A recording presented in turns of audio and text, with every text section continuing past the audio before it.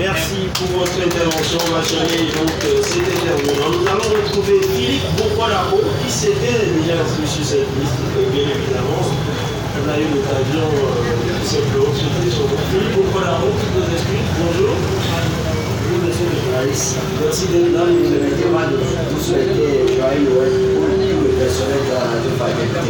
Merci. Ce matin, ce qui me touche, c'est la radio Soleil FM. Un peu aux membres journalistes qui sont à la radio Soleil FM, à l'heure là, vous êtes au service, mais eux ils sont à la maison. Je sais que le promoteur de cette radio c'est M. Sébastien Atravon. Je dis le gouvernement ce qu'il fait, il n'a pas pensé que ce qu'il fait, ce n'est pas encore il n'a pas envie de punir M. Atravon, c'est le peuple. La famille qui travaille à la radio Soleil FM. Je demande au président de la RAC de faire tout possible s'il y a la possibilité que l'émission va encore reprendre sur Soleil FM, ça serait une bonne chose.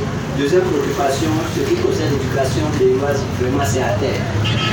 Pour les 3 ans et demi de M. Papi Talon, vu que l'éducation est à terre complètement. Disons, la fois passée que les enfants voulaient être évalués, il y a eu une information qui est sortie d'annuler l'évaluation. Ce qu'ils ont dit, la vérité est là. La vérité, ça veut dire que les enfants n'ont pas d'enseignants. Depuis aller dans les lieux, Tangueta, Boukoumé, dans les villages très loin, les enfants, même l'enseignant n'a même pas une bâton de clé pour pouvoir récolter les leçons. Et maintenant, ils ont vu tout cela. Et pour évaluer les enfants, ils veulent que les enfants ne veulent pas travailler, ils ont fait semblant pour dire qu'ils vont corriger les filles des examens. Ça là c'est faux. Il faut que le ministre Mayuka Ponaka vienne pour dire la vérité, parce qu'il a menti pour dire la vérité. Voilà, c'est pas l'intervention de Philippe Bourquolaro. On va continuer. Pas d'autres intervenants. Cette fois-ci, on va faire appel à Richard Hénon, qui est dans ce public. Richard, merci de nous rejoindre ici. Richard Hénon, bonjour. Oui, bonjour monsieur le journaliste. Et bonjour à tous les journalistes de la fraternité FM. Et aujourd'hui, je regrette beaucoup d'avoir inscrit les enfants à l'école béninoise.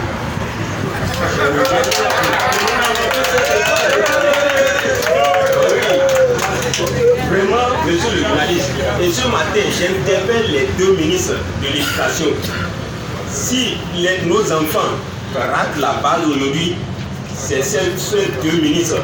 Et je crois que notre cher président, monsieur Patrice Talon, doit prendre les taureaux par les cornes pour vite faire et redresser le système éducatif avant que ça ne soit trop tard.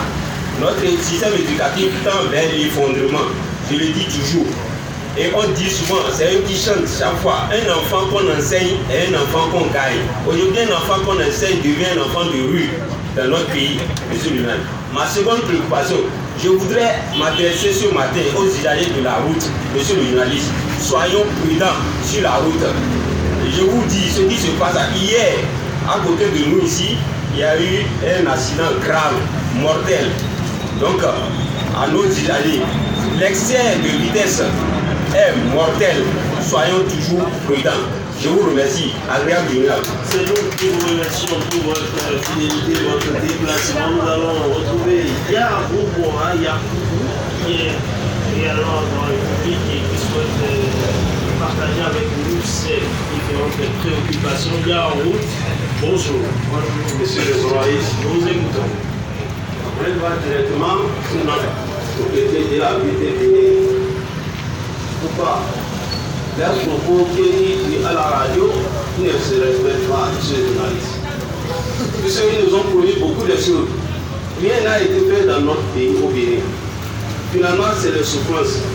Voyez-vous, l'hôtel qui est en face de nous, ils nous ont promis que dans 2 mois, ils vont ouvrir. Rien n'a été fait. Aéroport international de Tours, ils ont dit, rien n'a été fait. Voilà l'éducation de nos enfants. Maintenant, aujourd'hui, quels sont nos enfants vont devenir demain?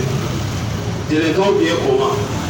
Ils sont là, ils sont venus maintenant, ils sont venus, on nous vient dans souvent chaque fois On ne peut pas manger dans nos faits, monsieur le journaliste. Est-ce que ça là c'est bien? Au temps de Yahi, nous on ne connaît pas ça. Tout va bien au temps de Yahi. Maintenant, au temps de l'air tout maintenant, et chaque fois c'est la souffrance. Monsieur le journaliste, c'est les populations qui les a mis là, mais c'est les populations qui vont dans les compris, merci. Merci. On va retrouver Madame Machimou pour son deuxième passage. Madame Machimou qui est de retour. Bonjour. Bon, je crois que bonjour, Fraternité FM, pour mon second passage, c'est pour appeler vraiment les populations et usagers de la route. On leur dit pardon. Pardon, mais pardon une troisième fois. Par rapport à des petites filles, par rapport à changer avec ces voies modernes en 2x2. Roulons doucement, parce que cet accident d'hier, je vous dis, je n'ai pas dormi d'hier. Quand je pense à ces pauvres enfants à l'hôpital qui vont se réveiller peut-être de leur coma et demander, maman, sans pouvoir plus jamais revoir maman, c'est que j'ai pleuré il y a une heure comme si c'était un parent. Je crois que plus jamais ça, il va falloir que nous roulons doucement et qu'on sache d'accuser Dieu de faire un soi-disant bilan de fin d'année. C'est plutôt la bêtise humaine qui conduit à ces drames. Ce qui s'est passé hier, on aurait pu l'éviter. Permettre à ces femmes de vivre Noël, vivre la fin d'année avec leurs enfants. Mais malheureusement, elles sont déjà dans de la glacière et les enfants sont à l'hôpital. Je vous en prie, on a trop d'accidents à Parakou. Et ces accidents sont souvent la cause de la bêtise humaine et on accuse malheureusement Dieu qui nous aime, qui nous adore, qui nous a créés, qui ne veut pas notre mort, mais nous-mêmes on cherche notre mort et on accuse Dieu. Cessons d'accuser Dieu et changer notre comportement car on n'a pas besoin de mettre un policier derrière les citoyens pour savoir quand il y a un carrefour, on doit ralentir. On doit savoir que à moto ou dans un véhicule, on ne téléphone pas au volant, que vraiment on doit savoir que sur la voie, on doit être vigilant. Je vous en prie, chers amis, c'est la fin d'année, au long du sport pour que vraiment 2020 soit à la hauteur de tous. D'accord, avec l'indulgence de ceux qui ont bien fait un public. Nous allons retrouver Routori qui est dans ce public. Bonjour et merci d'être là. Abdou Rafiou se prépare et Apolli Jean également. Y aller très rapidement. Bonjour monsieur le journaliste. Bonjour. Je m'appelle Ori Ori. Je viens de Bac-Perou. La dernière fois, j'avais travaillé ici par rapport au développement de Bac-Perou. C'est pour ça que je suis encore là ce matin. À Bac-Perou, on a plusieurs problèmes. On a beaucoup de problèmes. L'électricité, l'eau, les centres de santé, les tables bancs nous manquent à Bac-Perou et les autorités n'en disent rien. Deuxième préoccupation, les deux réseaux, Move et MTN, on a un problème de ces deux réseaux-là. C'est pour cela que je n'arrive pas à trouver la ligne pour vous appeler chaque matin pour les broches. Troisième préoccupation, votre directeur n'est pas présent. C'est pourquoi vous avez commencé l'émission normalement. À mon avis, il devrait venir ouvrir l'émission pour qu'on puisse le connaître. Moi, personnellement, je ne connais pas M. Rodri Azilové.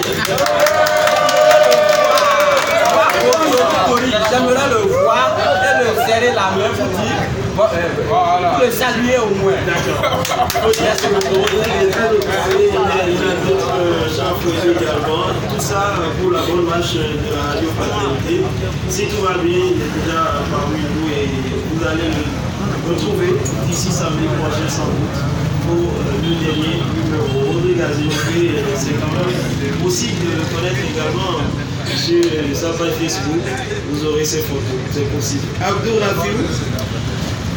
Abdou Rafiou, bonjour. Bonjour. Bonjour, monsieur le journaliste. Oui, on vous écoute. Monsieur le journaliste, je vous remercie de tout ce que vous faites. Monsieur le journaliste, nous, on ne voit même plus ce régime. On ne le voit plus. Ça va dire aux enfants.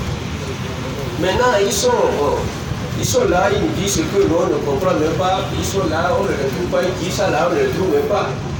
Ce que nous on dit maintenant là, ceux-là là, eux-mêmes ne qu'à nous sortir, ils ne qu'à sortir devant moi les voir, ils vont nous dire c'est ce qu'ils ont fait ici au Bénin. Ce qu'ils ont fait au Bénin là, c'est ça, nous on veut dire. De ne pas nous tracasser, encore nous donner une autre, c'est bon. Ils ne peuvent pas nous dire ça. Qu'est-ce qu'ils ont fait au Bénin? Ils n'ont qu'à venir nous dire, c'est ce que nous veut voir. De ne pas venir nous mentir à tout moment.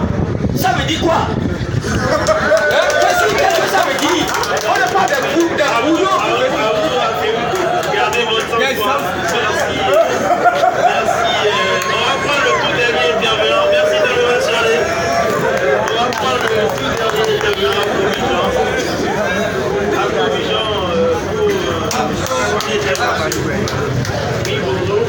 Bonjour fraternité, Abidjan à l'appareil. Ce matin, j'aimerais parler du manque d'enseignants dans notre pays, le Bénin.